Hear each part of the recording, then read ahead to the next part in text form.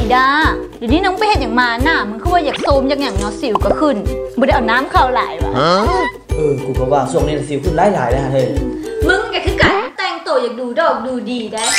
แน่นอนแต่ว่าเขาอยากให้ดูดีก็ดีนะแบบมีโมงใส่แบบซีนาแล้วก็ต้องเถียงขู่กับเกิบแบบคุณทรายอย่างแบบนี้ซีนาผู้สาวเห็นจังว่าอู้คือคนมีเงินแน่มันก็ได้สรุปว่ามึงย้อมกูแล้วมึงว้าใส่กูคันมึงว่าป่านั้นเดี๋ยวมึงแลกกูซื้อมาใส่กันได้ไหมเพื่อเสริมราศีของกูเท่าไหร่มึงก็สกูบ่มีความมั่นใจอย่างเลยเบิ่งเดี๋ยวมึงแรงกูไปซอกซื้อเนี้ยบำรุงหน้าจะบ่ต้องมีสิวคันซันเดี๋ยวมึงแลกเข้าไปน้ำกันมาได้เนาะบ่ไปก็ได้สั่งน้ำกูนะก็แล้วโลดเดี๋ยวนี้นะกูขายเครื่องออนไลน์มีเบิดทุกอย่างเอามาให้ถึงทีกูจะเอาโมงอันนี้ให้มึงเบิ่งนี่สายเลสสายหนังหน้ามงหน้าเรียมมีเบิดทุกอย่างเลยนี่เอากูเอาน้ำมึงก็ได้แต่ว่ามึงแม่นสร้างอะไรเป็นเดือนได้ถึงได้ฮะคันซันกูเอาได้คันเป็นแบบนั้นน่ะโอ้ยของดีมึงก็ต้องท่าแน่อะไรมึงก็ได้กูขายเครื่องออนไลน์ติแม่ขายไปทุกอย่างเลยขายไปทุกอย่างอีก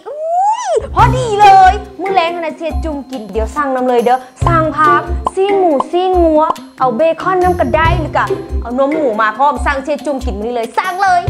สุเห็นกูเป็นตลาดวะกูไม่ได้มีดอกอันขายผักขายซีนเนี่ยหันกูขายแต่เครื่องแฟชั่นเนี่ยพวกกูสั่งเนาะมึงบอกมีทุกอย่างมึงก็คิดรถจักรไปซื้อมาให้พวกกูที่ละ